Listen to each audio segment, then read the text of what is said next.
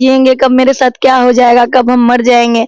मेरे शरीर में इतना भी ताकत नहीं है कि हम कहीं जाके भीख भी मांग सके, क्योंकि भीख मांगने के लिए भी चलने का कुव्वत होना चाहिए, शरीर में शक्ति होना चाहिए, वो भी मेरे शरीर के अंदर नहीं है, क्योंकि मैं बहुत ज्यादा बीमार हो चुकी हूँ। बस उन्हीं चीजों का मैं भी बलि चढ़ गई। अगर मेरे फैमिली के पास दहेज होते, हम पैसे वाले होते, आज सड़कों पे नहीं होते।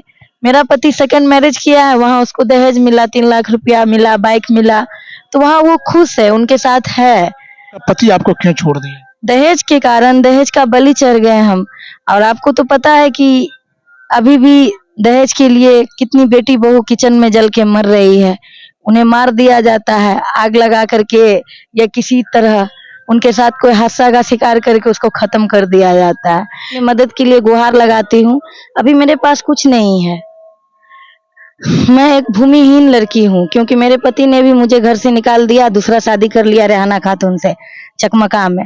और हिंदुस्तान के अलावा अन्य देशों में भी जो पीजी की छात्रा थी और घर परिवार को चलाने के लिए मधेपुरा के सड़कों पे टोटो चलाने का काम करती थी।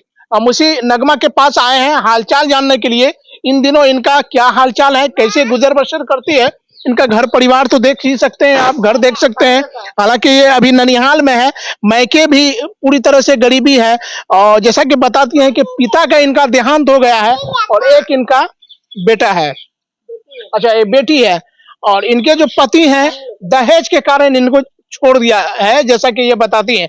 आनक माँ, सबसे पहले आपका बिहार टीवी प्लस में बहुत बहुत स्वागत है। जी शुक्रिया, और आप लोगों का भी स्वागत है कि आप लोग मेरे घर पे आए हैं। कैसा चल रहा है आजकल नगमा? देखिए बीमार है ये, अभी भी दवाई खाने के लिए बैठे हुए हैं। मेरी बेटी सीजर से हुई थी, मतलब ऑपरेशन से हुई थी। तो मेरी बेटी को जब भूख लगा तो 4 महीना तक तो हम किसी तरह चले, लेकिन 4 महीना के बाद हमको लगा कि पैसा कमाना चाहिए बच्चे के लिए, ताकि मेरा बच्चा का दूध का खर्चा हो सके। तो इसलिए हम जो है बहुत जगह काम ढूंढे, झाड़ू पोछा तक के काम पर किसी ने मुझे नहीं रखा। क्यों नहीं रखा? मतलब छोटा बच्चा वाले अच्छा, कैसे रखे जॉब पे, आप कैसे काम करिएगा, बच्चा संभाल के काम करिएगा। तो लास्ट में कहीं मुझे जॉब नहीं मिला, तो मैंने सोचा कौन ऐसा काम करूं जिससे मेरा बच्चा का दूध का खर्चा निकल जाए। और मैं अपने बच्चे के दूध के लिए ही सड़कों पे आई, रिक्शा चलाने के लिए। तो लास्ट में मैं रिक्शा ज्वाइन कर ली, लेकिन रिक्शा चलाना हमको इतना भारी पड़ा सीजर बॉडी में कि अभी भी देख लीजिए हम बीमार है, 4 मंथ से बैठे हुए हैं। और मेरा रिक्शा का बैटरी भी खराब है, बोल्डेसर टायर ट्यूब सब खराब हो गया है। और मेरे पास इतने पैसे नहीं है कि लगवा के किराए पे मैं किसी को रिक्शा दे दूं। आप घर गए तो रिक्शा लगा हुआ देखे होंगे। नगमा, लगातार आपका न्यूज चल रहा था, सोशल मीडिया हो, स्ट्रीम मीडिया हो, टीवी चैनलें हो, हम हर जगह आपकी खबरें देखने के लिए मिल रही थी। क्या इतनी खबरें चलने के बावजूद भी सरकार से अब तक क्या क्या आपको मिला? कितनी राहत पहुंचाई गई सरकार के द्वारा? सरकार के द्वारा मुझे कोई राहत नहीं पहुंचाई गई, बस पब्लिक के थ्रू एक रिक्शा मिला था। जो अभी मैं बीमार हूँ और मेरा पढ़ाई भी छुड़वा दिया गया। मृत्यु पिताजी को जिंदा बताया गया कि इसका पापा जिंदा है और गुलाब बाग में टोटो चलाता है, जबकि देखिए मेरे पिताजी का ये डेथ सर्टिफिकेट है। मेरे पिताजी इनके पिता का डेथ सर्टिफिकेट है, देख सकते हैं। लेकिन कुछ लोगों के द्वारा कहा जा रहा है कि इनके पिता जीवित हैं, एमडी जहांगीर, ये देख सकते हैं। और जैसा कि नगमा बताती है कि ये जन्म पर ये आपका मृत्यु सर्टिफिकेट है, जो सरकारी दस्तावेज है, और इनका पिता का देहांत हो चुका है, इस दुनिया में नहीं है। तो लेकिन पिताजी का डेड बॉडी का फोटो है, देखिए। और इनके बारे में बोला जा रहा है कि इसका बहू जिंदा है, गुलाब बाग में टोटो चलाता है। ये सब बात इसीलिए बोला गया ताकि मैं जहाँ हूँ वहीं रहूं और लास्ट में सुसाइड कर लूं, और मेरे पास ना ही सर छुपाने के लिए घर रहे और ना ही मेरा बच्चा जिंदा रहे। समझिए एक तरह से मेरे बच्चा को और मुझे मारने का ये सब साजिश है, ये सब किया गया। और यहाँ कोई भी इंसान मेरा हेल्प करना चाहते हैं तो उनका ब्रेन वॉश कर दिया जाता है। ऐसा नहीं है कि मैं दौड़ बढ़ा नहीं कर रही हूँ, एसडीओ सर के पास, डीएम सर के पास, सीओ सर के पास, बीडीओ सर के पास, हर जगह मैं जाती हूँ और अपनी मदद के लिए गुहार लगाती हूँ। अभी मेरे पास कुछ नहीं है, मैं एक भूमिहीन लड़की हूँ, क्योंकि मेरे पति ने भी मुझे घर से निकाल दिया, दूसरा शादी कर लिया रेहाना खातून से चकमका में। अभी रेहाना खातून के साथ रहते, चकला चौक मेरा ससुराल हुआ, 13 नंबर वार्ड। और मेरे हस्बैंड की जो दूसरी वाइफ है वो है जोरावरगंज चकमका की। क्यों छोड़ा आपका पति, आपको क्यों छोड़ दिया? दहेज के कारण, दहेज का बलि चढ़ गए हम। और आपको तो पता है कि अभी भी दहेज के लिए कितनी बेटी बहू किचन में जल के मर रही है। उन्हें मार दिया जाता है आग लगा करके, या किसी तरह उनके साथ कोई हादसा का शिकार करके उसको खत्म कर दिया जाता है। बस उन्हीं चीजों का मैं भी बलि चढ़ गई। अगर मेरे फैमिली के पास दहेज होते, हम पैसे वाले होते, शायद आज सड़कों पे नहीं होते। मेरा पति सेकंड मैरिज किया है, वहां उसको दहेज मिला, 3 लाख रुपया मिला, बाइक मिला, तो वहां वो खुश है, उनके साथ है। और हमारे पास कुछ, लव मैरिज हुआ था क्या आप लोगों का? हाँ लव मैरिज ही कह लीजिए। मेरा मौसी का लड़का था, मेरा चचेरा खलेरा भाई हुआ, और बचपन से ही उनका वन साइड लव था। और फिर लास्ट में मैंने उसे एक्सेप्ट कर लिया, और मेरी एक बेटी भी है। और तक ये बेटी को भी नहीं बोले कि उनका बच्चा है, सबको बोलते हैं मेरा बच्चा नहीं है। अच्छा, वो बोलता है मेरा बच्चा नहीं है। मतलब मेरे कैरेक्टर को जज करते हैं और उनको सपोर्ट कैसे चल रहा है? अभी घर परिवार समझिए नहीं चल रहा है, कर्ज में डूबे हुए पैर से लेकर सर तक, भी उधारी खाता में आ रहा है। अभी बगल में एक दुकानदार है, उससे सुधा दूध उधारी लेते हैं। लगातार नगमा कई महीनों से सरकार से गुहार लगा रही है, उम्मीदें मदद की, लेकिन अब तक कहीं से कोई उम्मीदें नजर नहीं आ रही है। नगमा अभी बीमार पड़ी हुई है, कई महीने से बीमार हैं। अभी टोटो चलाना इनका बंद हो गया है, जहां तक कि इनका टोटो की बैटरी भी खराब हो चुकी है। अब इनके पास उतने पैसे नहीं है कि टोटो में बैटरी लगाएं और फिर टोटो सड़कों पर चलाकर जो है अपने भरण पोषण करें, अपने बच्चे का खर्च उठाएं, अपने घर का खर्च उठाएं। तो नगमा क्या कहेंगे सरकार से?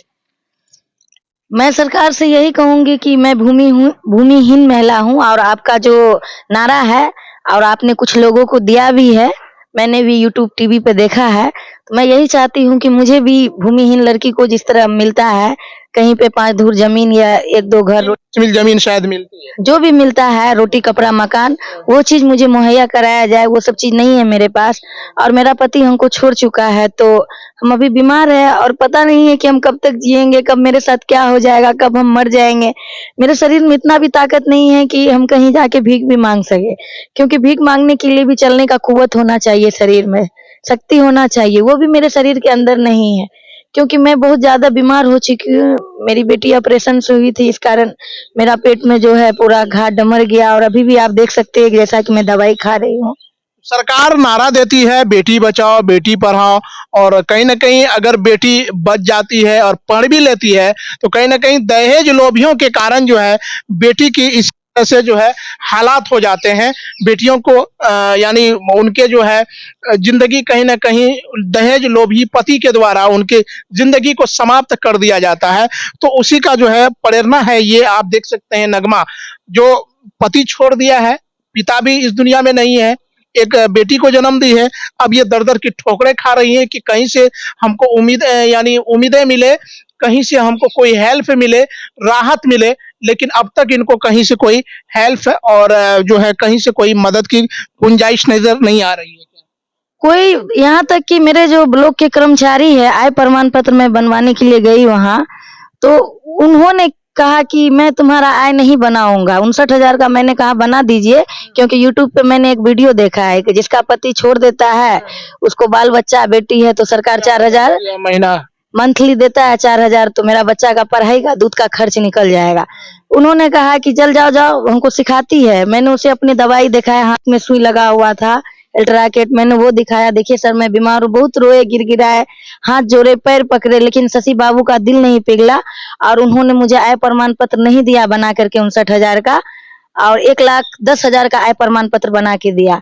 और मम्मी का 59,000 का आय बना दिया, मम्मी का आपको दिखा सकते हैं। कोई कमाई नहीं, न घर है न जमीन है, फिर भी जो है देखिए जो अंचल के कर्मी हैं किस तरह से एक आय प्रमाण पत्र बनाने के लिए किस तरह से इनके साथ धोखाधड़ी किया है, देख सकते हैं।